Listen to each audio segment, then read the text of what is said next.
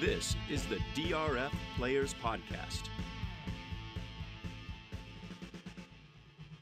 Hello and welcome to the DRF Players Podcast. This is show 279, the October 24th, 2013 edition. I'm your host, Peter Thomas Fornital, back with you in the Brooklyn bunker. And if you hear a little bit of added enthusiasm in my voice today, that is real. This is really the culmination of the horse racing season, as it were, in the United States upon us. And we have decided to dedicate this show and possibly Friday's show as well to sort of an audience appreciation / Breeders' Cup special format alongside me to help answer so many of your questions, as he always is, calling in from Planet Texas with a new facial hairstyle. He is Jonathan Kinchin.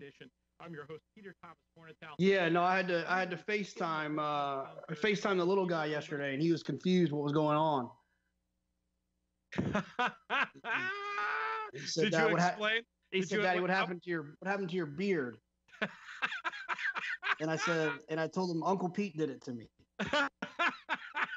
I hope he's not too mad at me. Honestly, you sent the really goofy picture, but you'd sent me an earlier shot, JK, where it kind of just looked awesome before you were doing your like junkyard dog facial expressions or whatever those were in the shot that got posted that soon will be my new Twitter avatar. What's the verdict? I mean, are you gonna hang on to this thing, or are you just gonna wear it as punishment through the weekend and then go back to clean shape?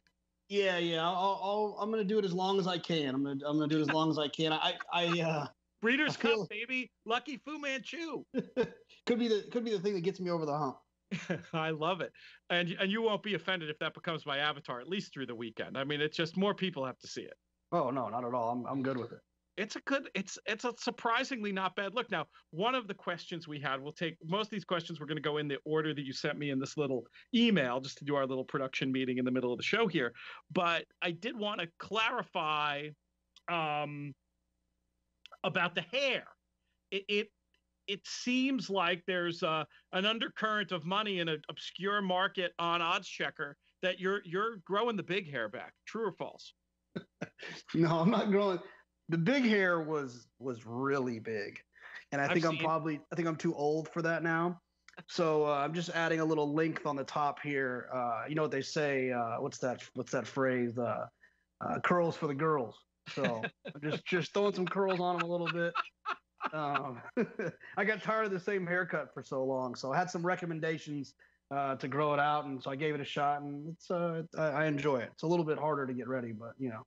Folks, these are the things that happen when you've achieved the things in life that the people's champ has. You can hire fashion consultants like a political candidate. Good to know that you've got that influence in your life. I have a new facial hairstyle as well. You'll be happy to know, JK, Susan's birthday last night. The fashion beard made its reappearance. Oh, we got to get that on Twitter. I don't know. It'll be too vain. It basically just looks like a picture of me with like not quite the mountain man beard, but we'll see. Everyone will get a chance to check out the fashion beard come the Breeders' Cup, which of course will be happening next weekend. I understand you've made a little detour in your plans. You're going to be going out a little bit early. What are your plans? Going to be checking out some workouts, etc.? Yeah, I just don't have anything to do this weekend, so I got to get back for Halloween though. As you know, and Breeders' Cuppers that have children, it often causes you to miss Halloween. So on a year where I don't necessarily have to miss Halloween, I want to make sure that I don't. So got that, and then I want to find someone who decided it was a good day to schedule Dad's Day at Austin's school on a Thursday before the Breeders' Cup. So I gotta hit that, and then I'll hop on a plane and head back out west.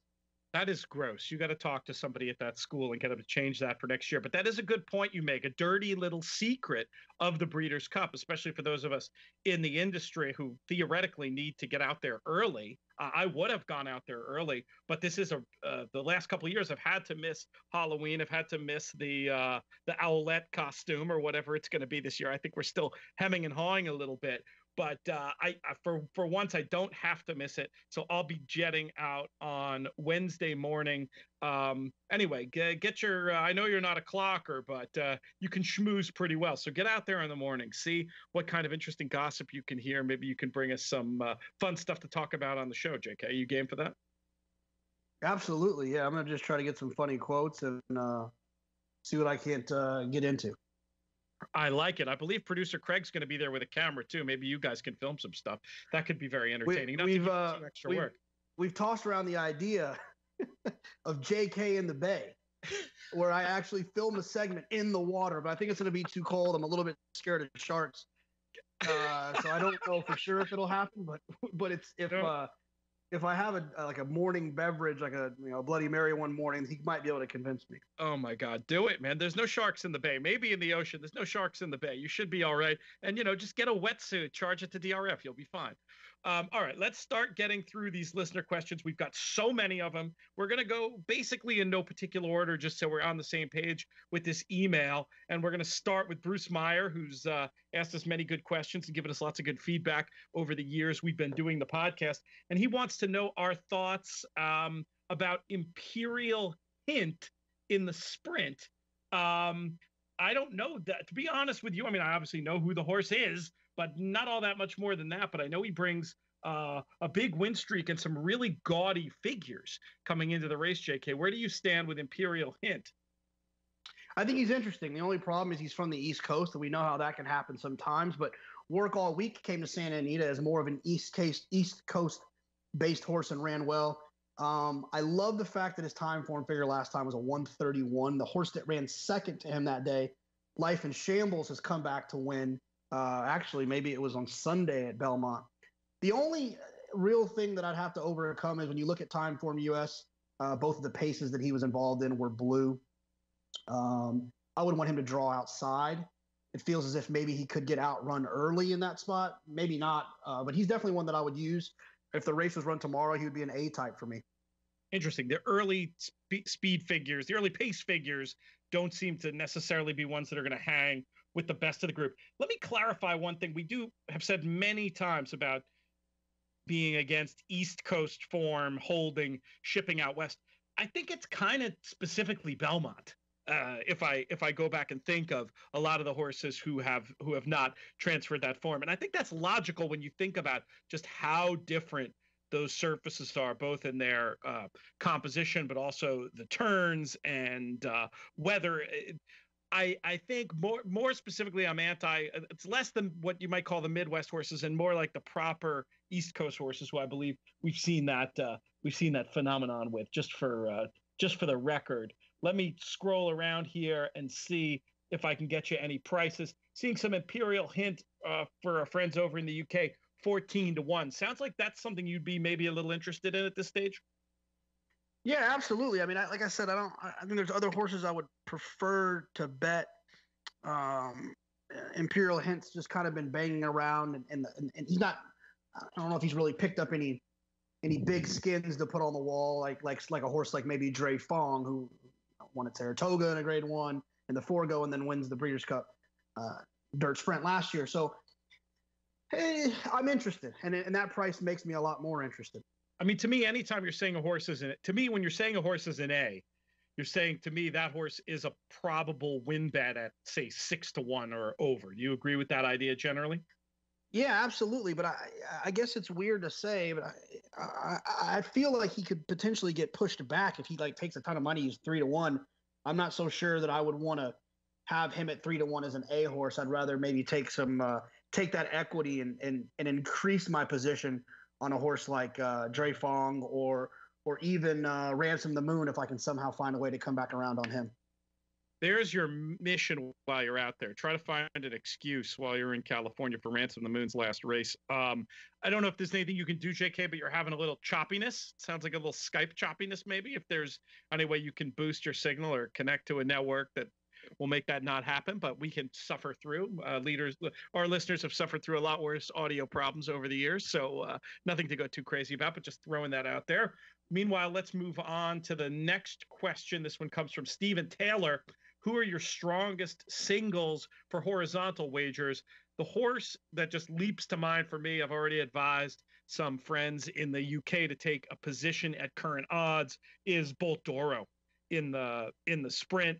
I just think this horse has the look of an even money or odds on chance. Was available earlier in the week over there at 15-8. since been cut. The longest price I can see is 13-8. But for USA, people only being able to bet in the USA seems like one that horizontal single possibilities for sure. What are your thoughts, JK, on the strongest singles for horizontal wagers? Yeah, I can see myself singling maybe 3 horses, and then I have a kind of a cheeky single. I think Bolt Doro for sure. I can see myself singling Highland Real. I can see myself singling Lady Aurelia, and I can see myself singling Chad in the juvenile filly turf. So I'll take both of them. I'll take significant form. Which? Oh, okay, singling and rushing. Yeah, I'm going to single Chad. In other significant form and rushing fall.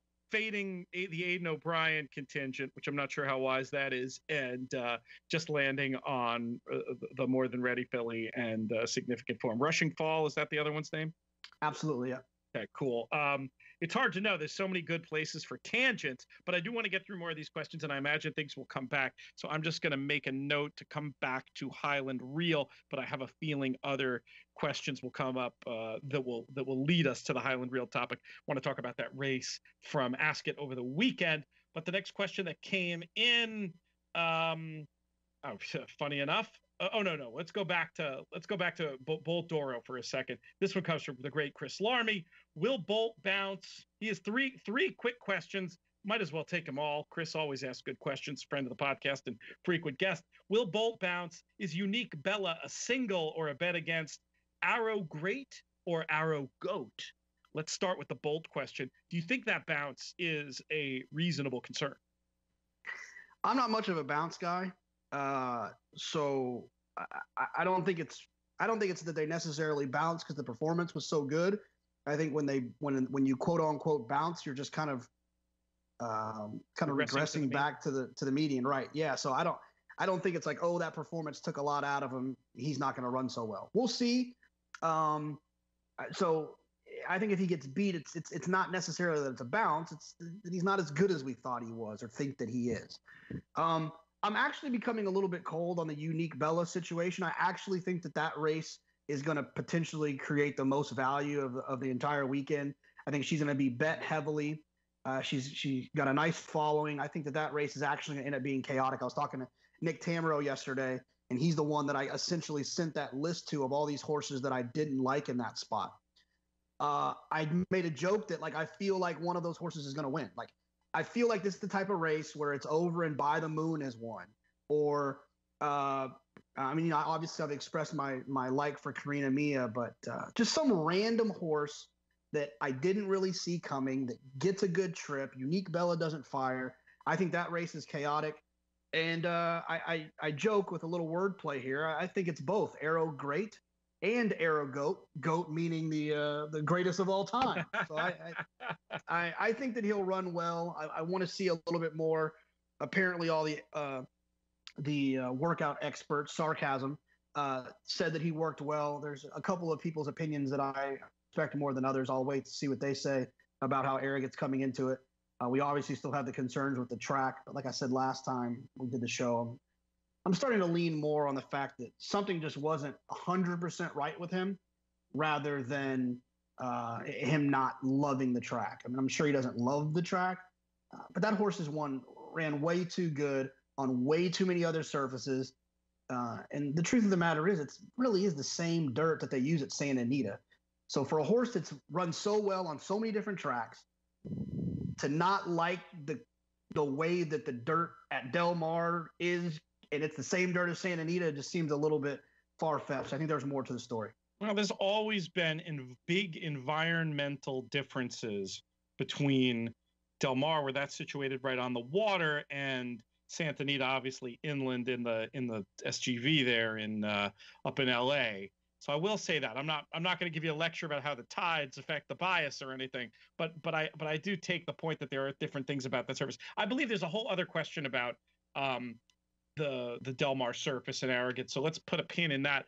As for your Unique Bella reversal, JK, sounds like the guys in the group text got to you, huh? No, it's not so much that. It's just like I was expecting. One of the reasons I was so bullish on her before the race was that she had been running triple-digit buyers earlier in her 3-year-old year, and I think even maybe once as a 2-year-old. And I just assumed that after that long break in a comeback race that we would see a performance that kind of showed a step up. And I wanted to get out in front of that and say that I think she could be a very likely winner. But I wanted to say it before she got the triple digit buyer where I could be, oh, that's what I'm talking about. So it was one of those, I don't know what her buyer was, like 90, high 90, 95, 6, 7, 8, something like that. Give me a minute. I'll work on that. I was expecting an improvement based on the figures that she had been running before and the way that she was working coming into the race.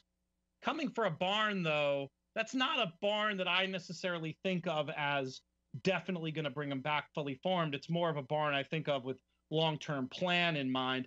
I don't, unless it's like super duper slow or appeared with like incredible effort, I don't mind it as much. I'm not saying she's a single. I take your point. That's a race that can definitely lend itself to chaos. I'm sitting on the fence here, obviously, but you don't give that any consideration when you're talking about Unique Bella?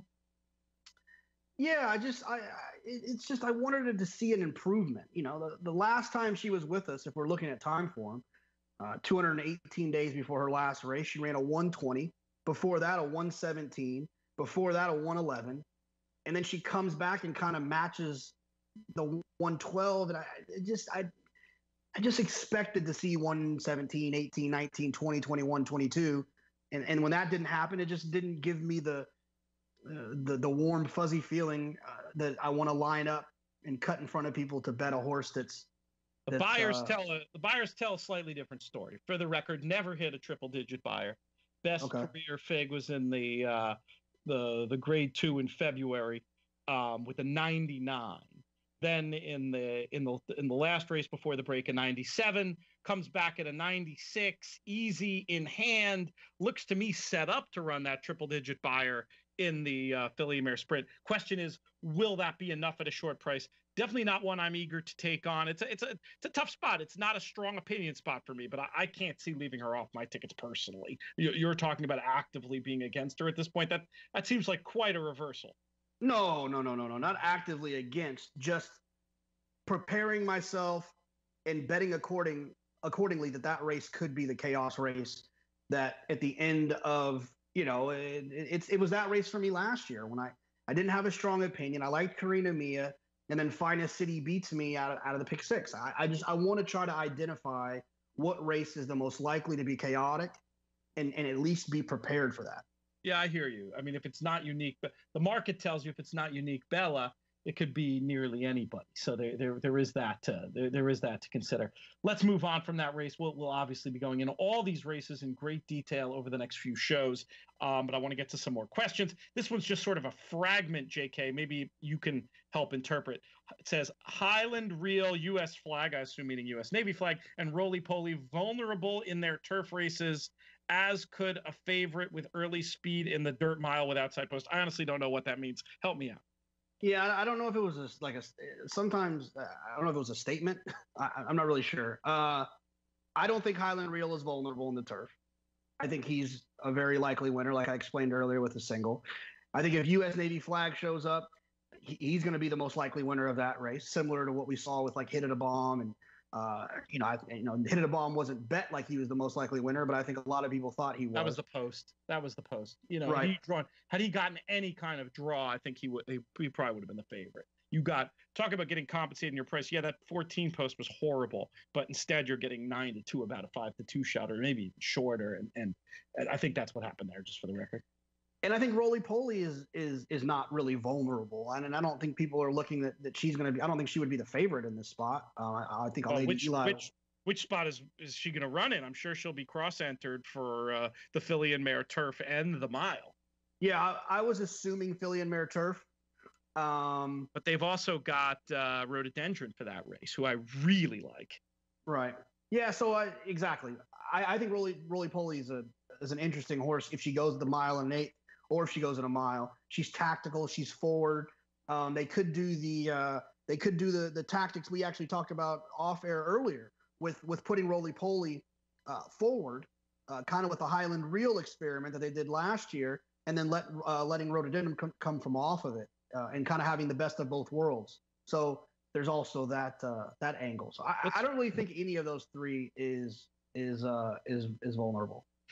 Interesting thing. Yeah, we didn't talk about U.S. Navy flag at all. Be interesting to see if he makes the trip. But, you can get a little bit of intel. The pre-entries have been submitted and they haven't been published yet. But now you can look at prices and see some horses that have shortened in the last 24 hours. And there's a little bit of interesting data there. And U.S. Navy flag is one of them. Some indications, maybe from reading the tea leaves here, that he's actually going to make the trip, which would be pretty cool. We learned earlier this week that Clemmy will not be. But, I mean, U.S. Navy flag would have some of the best form, probably the best form to ever compete in that race. So that'd be a really interesting story if the juvenile turf is on his dance card. Another interesting thing for Highland Reel, we've talked extensively about the team tactics from last year, sending Highland Reel. If they had gone too fast, if Castellano had attacked too early with Flincher, would have set it up perfectly for Found. A horse who shortened a little bit in the betting, Seventh Heaven. If she were to make a semi-surprise appearance in the race, you could almost see them trying the same thing, JK, with like a super aggressive, once again, ride from Highland Reel, who doesn't need the lead. He's a push-button horse. But being aggressive with him with the thought that Seventh Heaven, who's always needed firm ground and will be running late, seems a victim of, a bad trip, terrible trip, a horrendous trip and ride last year, maybe just ridden for one run. Could she be interesting at a price? But I agree. I wouldn't say Highland Reel is vulnerable. That's just something to think about in terms of tactics. Of the ones you mentioned, JK, Roly Poly, the one who I think there's the most obvious question about, which is, here was a horse with terrific form who came over to contest the juvenile filly turf last year and had like the great no finish trip of the entire Breeders' Cup. I mean, halfway through she was my selection. Halfway through the race, how much would you have increased your bet by last year? Yeah, no, absolutely. Doubled, tripled, quintupled? Yeah, but I think the thing about that is they learn more about these horses when they're young like that. We have a question that talks about later about does Friday's card get as much excitement? And I think the thing is they're young horses, and we don't know exactly what we're going to get. You can kind of guess, but I think there's a lot of surprises that these fillies, and especially fillies, can give us later in their careers. And maybe they figured something out about her. Maybe it was a bit situation. Maybe it was the way that she likes to be ridden. Maybe she doesn't like the stick. Maybe it's this. Maybe she doesn't like being inside or outside of horses. So I wouldn't hold her performance last time against her. The first maybe I'd put on that list is maybe she didn't like shipping to America and running in these conditions. That too. So if you're going to pick one, a very roundabout way of saying, if you're going to pick one of them that's vulnerable, to me, Roly Poly would probably be at the top of the list. But I'm not. Again, just to sit on the fence a little. I mean, the form is too good. Multiple Group 1s this year. Not a horse I'm like dying to oppose, but maybe one I wouldn't be as comfortable posting my flag to. Clearly, Muggs, the handicapping Labrador, agrees. There was also this question about early speed in the dirt mile and an outside post. Let's just put a pin in that. I think we can't really talk about that till we know who's going to be in the outside post. The next question had to do with the dirt mile anyway. Let's just move right to that. What to do with Sharp Azteca? Are there any concerns regarding the suspicions about Navarro and running at a meet like the Breeders' Cup? What is your take on that? It's an interesting question. What is your take on that, and where are you with Sharp Azteca? I think that there is obviously suspicion swirling around Navarro. There's no reason to. We talked about it before. I am of the belief that Sharp Azteca happens to be a really good horse, regardless of all the noise. And so I am going to go with the idea that if Sharp Azteca shows up and runs, that he's ready to rock and roll. I just don't. And then if he doesn't run well, then it's not going to look good. I think that he's a very nice horse, and I think he can run well. He ran well in Dubai, and they don't allow any medication. He ran well in New York, and a lot of people thought that Jorge struggled in New York. And I think he'll run well in California as well. Yeah, that's not really true, right? I mean, his numbers in New York were kind of meh for a while, but I mean, he's done enough winning at this point that I think that's out the window. About the struggles in New York, or no? I haven't formulated or ran it in a while. he hasn't run a ton there lately. So, but Sharp Azteca won the what's the race? I'm going blank on which one it is. I don't know why I'm forgetting because it's my favorite race that Uncle Mo won.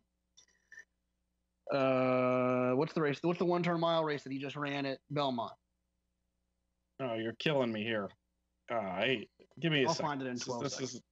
This is I don't know. Oh, the Kelso, duh. The Kelso. Sorry. Yeah, he won the Kelso for fun. So, I agree with you. I think that it was more of a myth, and so I don't see any problems there.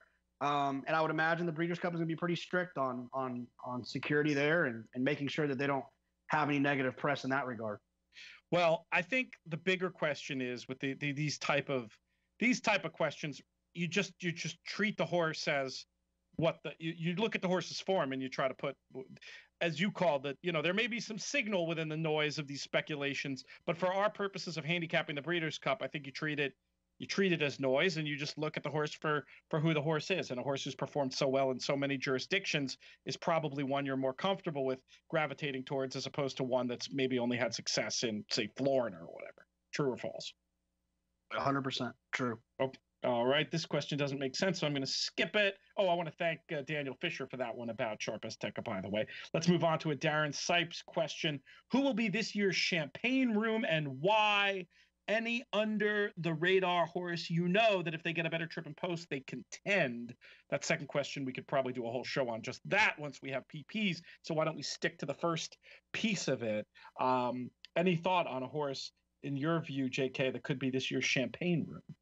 Well, I guess the important part is identifying what was Champagne Room. To me, Champagne Room was a horse that won at Del Mar, and I believe was kind of with the bias that day when she won the Sorrento, and then was subsequently beaten in the debutante in the Chandelier. So it was a horse that I just didn't think was good enough. It was a horse that looked like was going in the wrong direction. And so one of the horses that I think that could be this year's Champagne Room is Champagne Room. I don't think she's good enough. I don't think that she can beat that field, and I think she might be 33-1 again. And so, not to be cheeky, but I think Champagne Room could be Champagne Room, and hopefully that doesn't happen, so I don't have to listen to a group of female friends who wanted to bet on Champagne Room because of the name, and I suggested they didn't do that, and that didn't work out for me. JK, you hanging out with exotic dancers these days? You're taking this People's Champ thing to the next level. No. It was actually our friend Jeannie King and some of the ladies that work at the NTRA, so it just didn't work out. But anyways, they like champagne, they like rooms. Let's bet Champagne Room. I know. I blew it.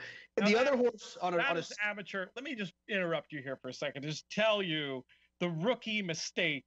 Anytime anybody asks you, should I bet this 30-1 shot? There's only one answer, Jonathan.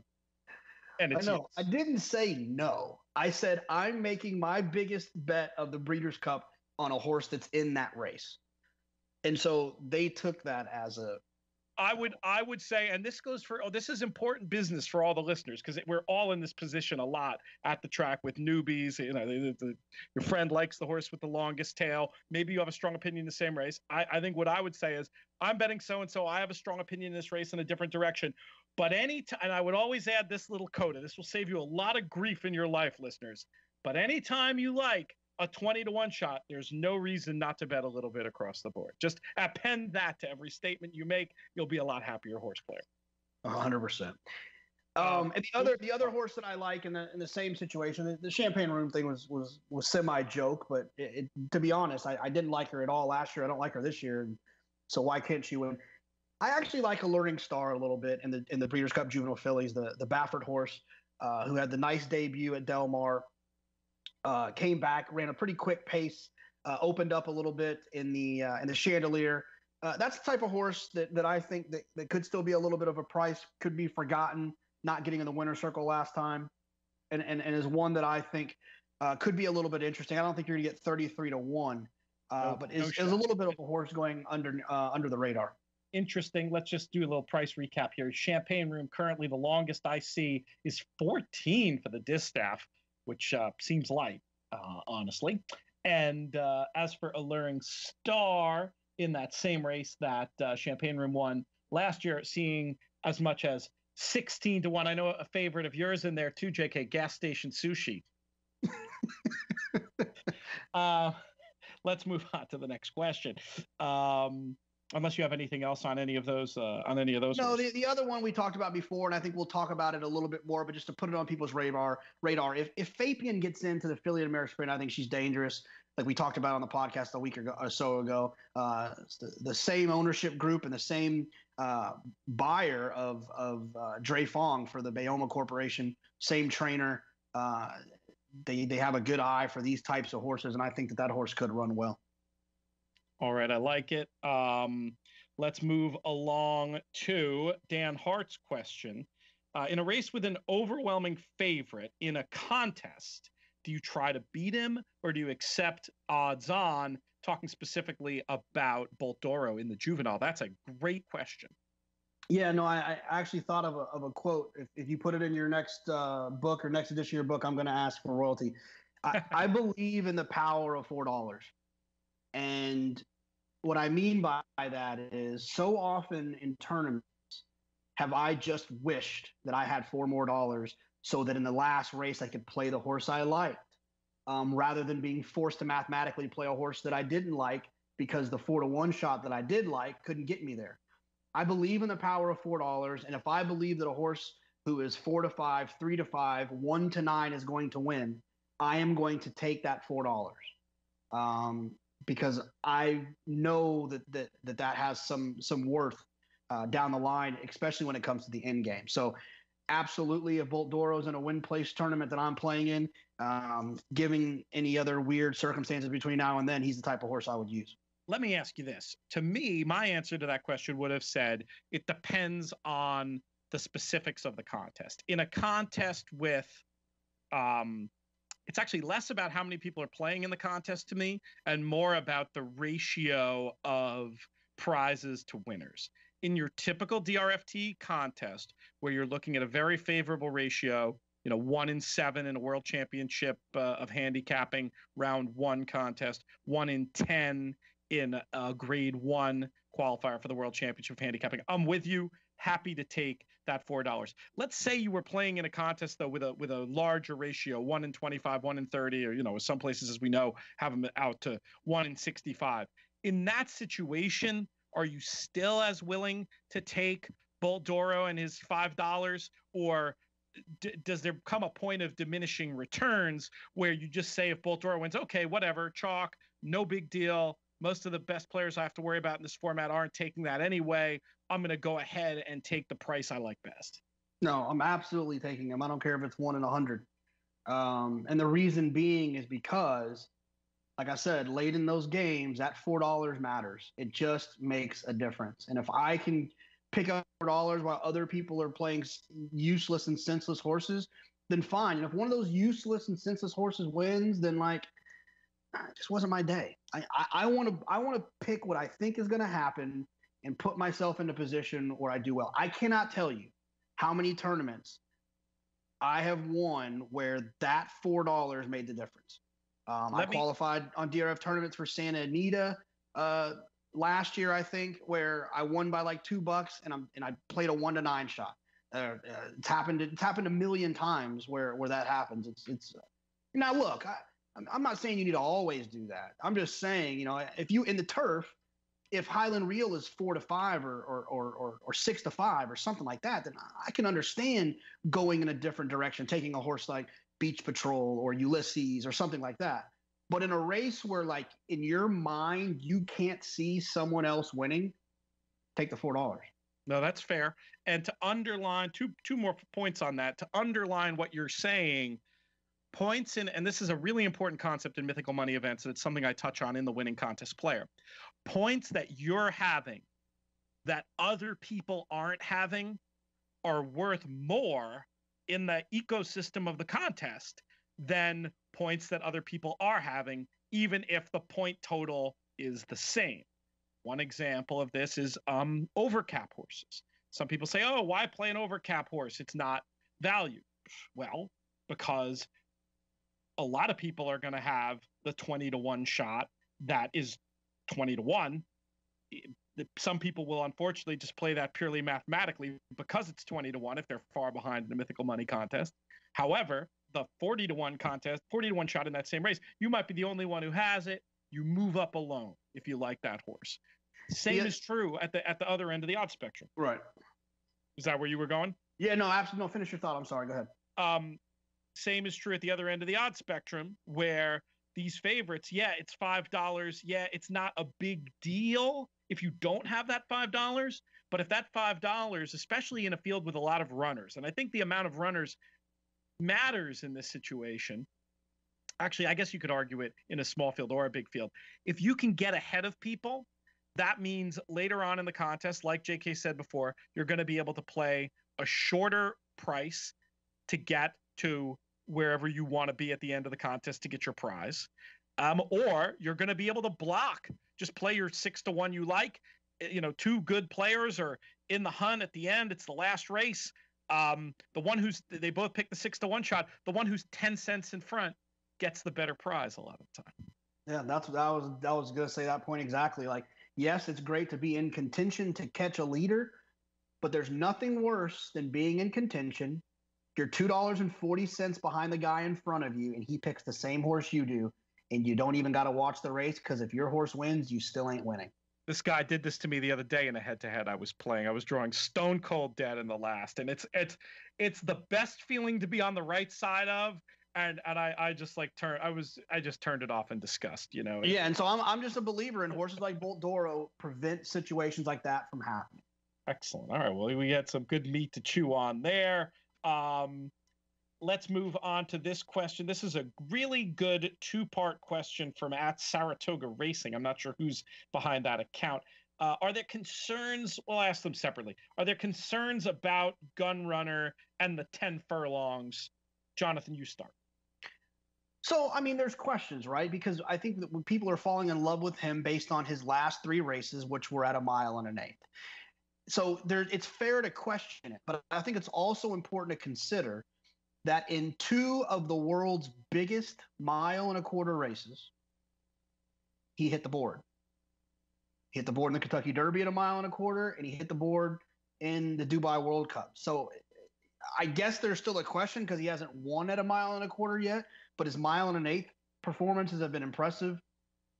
He stopped the clock in impressive fashion, and he stayed on to hit the board in 2 1/4 mile races. I don't think it's going to be a question that he can do it. It's a question if he can do it better than Arrogate if Arrogate's on his A game. Yeah, I think there's a case you can make against Gun Runner being, if you wanted to be crabby, you could make a case about him being a bit of a, they call a flat track bully in the UK.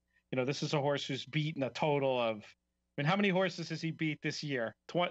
23 in 4 races or whatever it is. It's like the numbers say he's the real deal, and I ain't in a hurry to bet against him or anything. But I think if he goes down, he maybe goes down because it's just such a tougher spot. I don't think it's the 1 1/4 mile that gets him. Where's he going to be on your tickets from right now? I don't know. I mean, it's weird. Depends on what the other situations are, right? I mean, I can see myself if I'm very spready earlier in sequences of a pick 4 or pick 6 or whatever, then I'm probably going to have to just if I finalize my opinion on Arrogate, then I'm going to have to single that situation. I don't want to make my ticket be twice as much. Really? Or single A. Single A, excuse me. Okay, I was going to say. Yeah, single A. I don't want to make my. I don't want to hold on Arrogate. Can you? Yeah, I don't want to give up that equity though. Now, but in the situation where I have maybe a single or two earlier in the card, if I decide that I can single, Highland Reel, if Bolt Doro ends up in the pick 6, which I believe he will. Oh, really? 1, 2, 3, 4, 5, 6. Bolt Doro's in the pick 6. That makes that can help me a little bit in terms of having two singles or two single A's where I can feel a little bit more comfortable kind of casting a wider net on those last two. But the rest of the ticket is construction is going to matter what I do with Gunrunner. I don't want to get beat by either of them. And I think in the pick 6, there's going to be horses to beat. I mean, you're going to have two other horses under 10-1, with everything else that needs to happen in the pick 6 for that to matter. I just don't want to get beat by either one of these horses. Maybe I'm being too defensive. I don't know. We'll talk about those other contenders. I think we have some questions about them. Somebody wants us to spend, this is still Saratoga Racing. Can we spend 5 minutes on the Del Mar Tides surface myth? I kind of made fun of it before. We will not spend 5 minutes on it, but we'll spend more than 5 seconds. I don't know. Del Mar is a quirky track. It always has been. You've got unusual atmospheric conditions right there by the water. Everybody wants to talk about track bias and all these things at Del Mar. To me, and you trip Del Mar infinitely more than me. To me, it just depends on exactly what's going on. Probably has more to do. I don't think it has to do with tides, though, maybe somebody smarter than me could make a case that it does. I think that's, what they say about the human brain. It's incredibly good at solving problems and recognizing patterns, so much so that sometimes it finds patterns that don't exist. That's kind of where my gut is on the whole tides thing. But I do think it's a track that's, in my mind anyway, it is subject to biases, but they're not going to be predictable ahead of time. It's going to be things like the wind and the humidity and the specifics of how the ground is being kept. And you just gotta, I hate to say it, it's not a multi-race player's friend, this answer, but you gotta watch the races and you gotta adjust on the fly. And I think my basic gut is to not go too far down the rabbit hole unless it's something really extreme. What do you think, JK? What's your thoughts on track bias at Del Mar and how it's going to be a factor at this Breeders' Cup? Well, here's what I know. First of all, when Del Mar had dirt the first time, when this myth was born, I wasn't even betting, so I have no clue. I can't really speak to what happened then or trends then. Here's what I'll tell you. Here's the basic idea of it, is that when there's a low tide, the track dries out and speed horses do better. When it's a high tide, there's more moisture and closers do better. That's the basic premise from what I understand. Have you seen any evidence of this being no. a thing? Okay. No, that's the premise that's what the myth is built on. Okay. Here's what I'll say is I do know that moisture in the track affects the track. I do know that wind affects the track. And I do know that wind and moisture are involved in tides. Is there something to it? There's probably some scientists that can figure it out. I actually Googled out of curiosity if there's ever been any stories about it. I stumbled upon a story from back in the day in the San Diego Tribune. You can look it up where McCarron, Chris McCarron, found a wet spot on the track and complained and was mad about it and wanted to chalk it off and where apparently there was some seepage coming from somewhere. I wouldn't worry about that on November 4th and 5th. Because I don't think that anyone really can answer that question. It's way too scientific. Talk more about the specifics of how you view bias at Del Mar. It's tricky. I mean, it's last summer it was an outside track. You didn't really want to be on the rail. It was a little bit different. When you say last summer, you mean 2016? Yeah, 2016. Excuse me. 2016, the inside wasn't really where you wanted to be. This year, it was a little bit more fair, a mixture of both. It's not going to be something that possesses my thoughts when it comes to those 2 days. Obviously, I'll be paying attention to it. There's another question that we're going to get to, I think, in a little while, where someone asked about Wednesday and Thursday when they're racing. What can you look for? You can look for whatever you want, but on big days like that, Twitter's gonna blow up, and the track guy is gonna know that the inside was good or bad, and they're gonna attempt to fix it. So you're always going to be guessing on the day of. So I'm gonna be playing other situations where I believe there was a bias and I expect the horse to run better, rather than there's a bias today and who can I take advantage of. It's just too complicated to do on the fly. Very quick question for you. Generally speaking, Del Mar plays more to speed or more to closers in 2017? It's California racing, so being forwardly placed is, in my opinion, advantageous. Always where you want to be out there. Okay. quick story. Just to this is the perfect illustration of how not to get how you have to be willing to, as Mike Maloney says in his new book, Betting with an Edge, on sale from DRF Press come early November. If you want to, I forget exactly what he says, but it's something to the effect of, if you want to, do the bias dance, make sure to do it on your toes. This story is as good an illustration of that as anything I've ever heard. I won't name names. People who know us can probably figure out who we're talking about.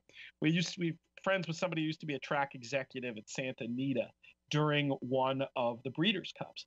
And it was the year there was a tremendous bias on the Friday card, tremendous speed bias, altering the outcome of races. Anyone could see it. And guy at the third day at his track could say, oh, speed's holding on today. And they got a call. They looked into what was happening. It's unbelievable. For the Breeders' Cup, they changed post times. Like, they'd moved the post times slightly in one direction or another. The water truck was still going out at the track the time that it did on a normal Santa Anita day. So, for example, they were watering at 15 minutes to post normally, and then for the Breeders' Cup, it was 20 minutes to post. Something like as subtle as a 5-minute difference in when they watered. They figured out what was happening. This exec sorted it out. They moved it back to the same equivalent as normal. The bias went away. Pretty crazy, huh? It's a tough thing to work with. That's why I want to, like we've talked about before, I like to bet off of biases, not into them. Yeah. Though at the same time, when it's a day like that Friday at Santa Anita, if you're not recognizing that bias, you ain't winning. So you can't be too stubborn about it, but you also can't like plan your life around it. And the fact of the matter is, a great line from my friend Jake Jacobs at racingflow.com, there are more track bias players than there are track biases. In other words, people, again, that human brain thing. You recognize, so good at recognizing patterns, you recognize them when they're not even there. Track bias, an excellent example of that. People will leap to that conclusion way too quickly. Anyway, we got that question a few times, so I don't mind. We probably did spend 5 minutes on it, so good for Saratoga Racing. It's a great one from our buddy, friend of the podcast, Garrett Skiba. Will JK bet on a horse not trained by Chad Brown on the turf Breeders' Cup weekend? I'll bet on one by his brother Aiden O'Brown.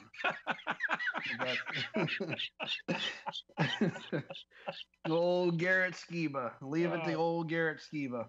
He's funny, man. There's a funny story about Garrett. This is not entirely complimentary, Garrett, so I apologize in advance. But if you take issue with it, we'll talk off air. But there was Ellis Starr actually made a tweet the other day, something about how he, in his view, the Keeneland.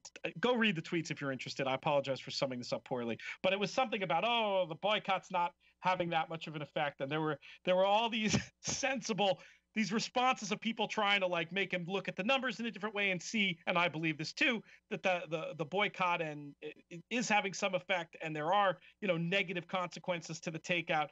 And Garrett just comes in and just blasts the guy. It's like, Garrett, man, you're gonna change more minds. Like, Ellis, very reasonable guy. We've met him in the green room. Like, I disagreed with what he said too, but there's probably a more effective tactic than just putting the guy on blast. But anyway, that's a complete and utter tangent. Thank you for the excellent question. Here's another one. Thinking about bankroll with such great potential payouts in verticals and horizontals, any recommendation on how to divide with $200 per race? I got an answer to this one, but do you want to take it? Oh, this one got me excited. Yeah.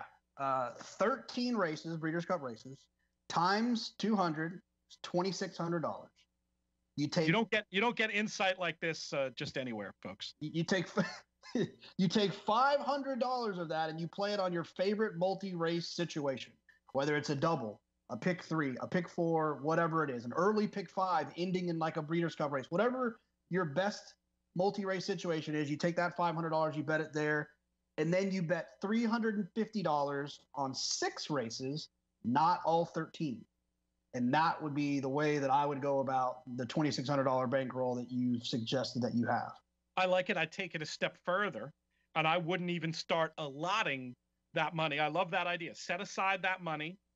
We agree on that. But I'd say, just look where your opinions are, and also examine your bigger goals. Are you playing just for action? are you playing to try to make money? And I think you're going to find two different ways to allocate that money depending on what the answers to those questions are. But obviously, I think you want to. I mean, I think there's almost no scenario where betting 213 times is going to be efficient. I think there's probably, even if you're doing some action bets, I don't be a hero. If you don't have a real opinion, why not put $20 in a race and try to cold cock something, or bet a long shot, win place, or just do something to have action and keep you involved, and then be able to marshal your resources for serious bets in the races where you have strong opinions, and or to be able to really and efficiently tackle multi-race bets in where you have an opinion. So that's how I would answer that one. All right, we had a question about the BC Friday card. This is a strange one. Doug Sutherland put this one forward. Oh, I should have given credit to Long on Value at Kimberly Maz 10 for the previous question. This one's from Doug Sutherland. Do you think the BC Friday card gets any respect from fans/media? You go with this one, JK. I don't quite know how to answer it. Yeah, no, I think so. I think that the biggest issue is that fans and media haven't had a chance to fall in love with 2-year-old turf horses, which takes up 2 of the 4 Breeders' Cup races on Friday. Then you got the Breeders' Cup Dirt Mile, which, in all due respect, is kind of like that second tier-ish handicapping horse situation. I mean, we had Liam's Map a few years ago, and we had you get some derby fallout horses with names, but typically it's kind of the second tier. That's why they're in that spot, not the classic. Right. It's a fake race. So there's that. Run in the sprint or the classic. Don't run in the mile. Anyway. And then it's the distaff, which we are excited about, but that's one great race of 4 versus 11 great race or 7 great races of 8 on Saturday. And so I think that's really just the difference. I don't think it's I don't think it's any reason to be negative, but I get where they're coming from. I think it's a great day. I mean, I don't know about the media piece of it. I mean, I feel like racing media these days, it's so disparate. I mean, Daily Racing Form, we cover the heck out of Friday. I mean, I feel like the respect is there. And as a fan, I kind of like it. It's that, I was always, as I got a little bit older, when I was a little kid, obviously, nothing beats busting open all those gifts on Christmas morning. But as I started to get a little bit older and now into my, dotage here, I kind of prefer Christmas Eve to Christmas Day in a way. It's like, it's still really fun, and there's like all the anticipation of what's to come. That's Breeders' Cup Friday for me. So I as a fan, I love it. All right, let's speed round, JK. We're down to about 10 minutes in today's show. Obviously, we can pick this stuff up we're going to pick up on Friday, and we'll answer a bunch more questions. Gosh, did I just lose JK? We'll find out in a minute. No, I'm here. You're here. Oh, somebody hung up. Hopefully we're still recording. But anyway, the question is, can East Coast horses compete on the dirt, and vice versa? Can West Coast horses compete on the turf? We already talked about the first half of that question, I think, extensively. So why not just go right to part 2? Yeah, I mean, I think they can. I just think that it just so happens that it doesn't happen very often. I think that there's an edge there. I think that the West Coast dirt horses, and more so the Bafferts than just any West Coast dirt horse. I mean, I think that the way that he trains his dirt horses is different than a lot of the guys on the East Coast train theirs. And I think the way that Chad and a lot of the other East Coast and Shug, Mott train their turf horses is a little bit different than they do on the West Coast and the surfaces that they're running on. I don't think they're necessarily better. I just think it's just that they race. It's just different, and I think that there's an edge given by both on East Coast. What about that West Coast compete on the turf? I mean, no shot in the big races. Maybe the sprint. No, I mean, I can't think of a West Coast turf horse. I mean, Avenge ran well last year. I guess Avenge would be the best case. Yeah, California Flag and Misdirection won down the hill, but that's a down the hill situation, so that doesn't really count. Yeah, they'd have an advantage there. What's that? This year's turf sprint, none of the names that are popping to my head they're all East Coast horses. No, I think Ohm's gonna maybe try the mile. I couldn't see Ohm winning at a flat 5. I mean, that horse ran huge at 6.5 as a miler cutting back. Yeah, exactly. I just think probably leave them off. Yeah, I just think it's different. So we already talked about this. This is from our buddy Jim in the woods lurking with only 2 cards Wednesday, Thursday. He maybe this is a statement. He's saying monitoring the main track as was mostly slow this summer. I think we covered that already. I think it's a dangerous game with all that can change, especially with these cards coming up. But obviously, that doesn't mean I wouldn't watch Wednesday and Thursday and try to look for some clues. Here's a great speed round question from Brian Johnson. What do you think are bettable odds for Beach Patrol in the BC Turf? it matters if Ulysses comes and if Cracksman comes. Is Cracksman coming? I can't see Cracksman coming. I would make an assumption that we're going to have Ulysses and Highland Reel and maybe Seventh Heaven. I don't know, 10-1, 12-1. I'm not crazy about the horse's chances. I think that the kind of the race to have him.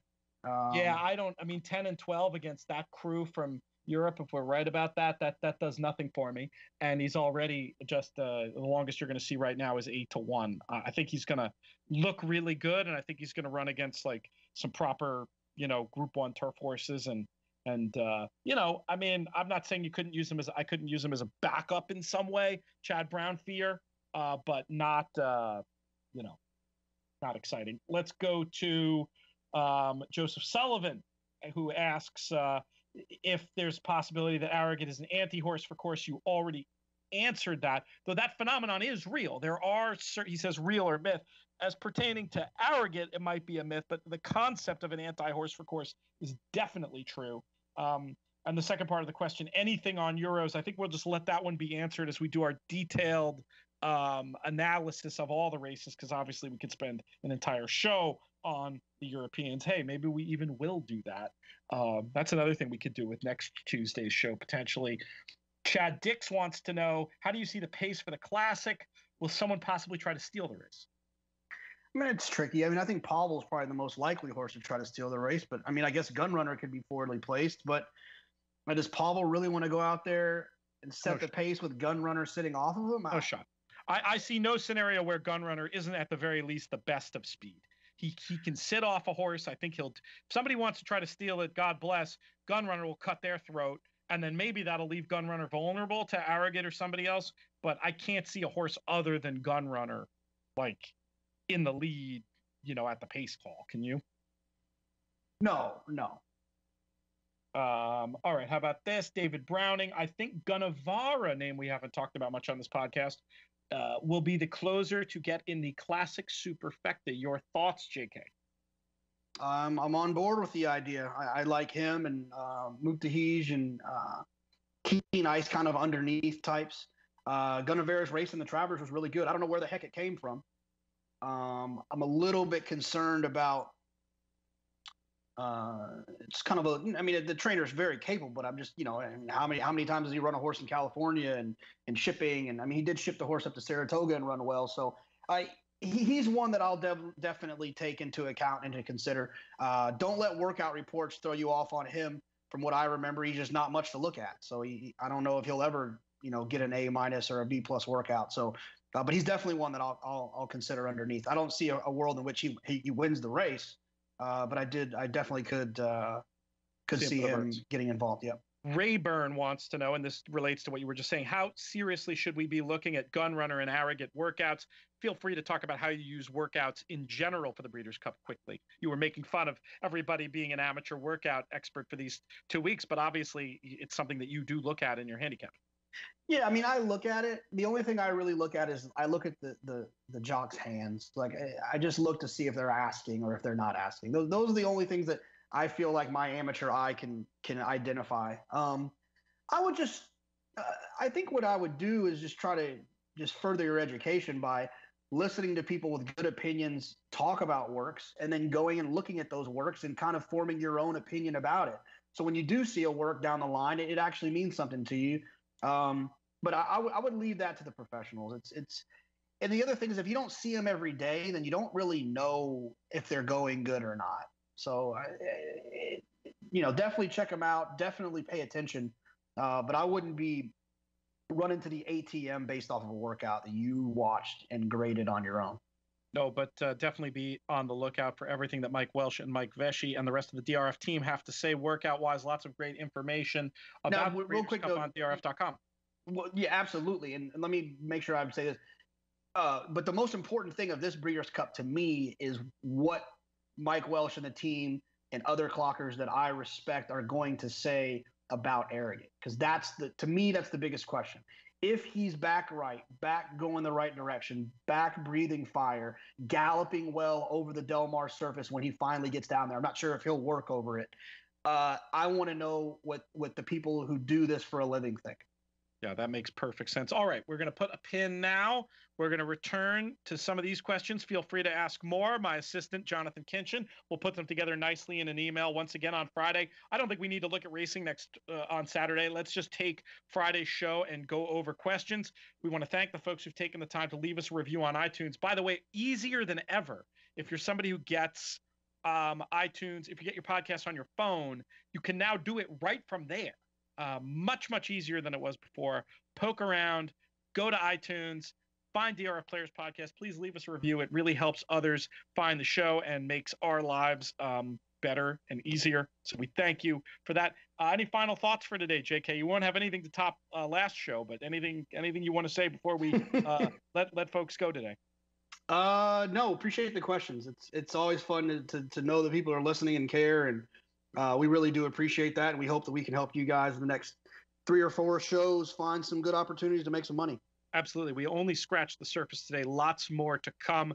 I think we're going to have 2 shows, Breeders' Cup Week, including a co-production with Matt Bernier. That's going to be a lot of fun. And that's all we got for Muggs, the Handicapping Labrador. For Jonathan Kinchin, I'm Peter Thomas Fornatal. May you win all your photos.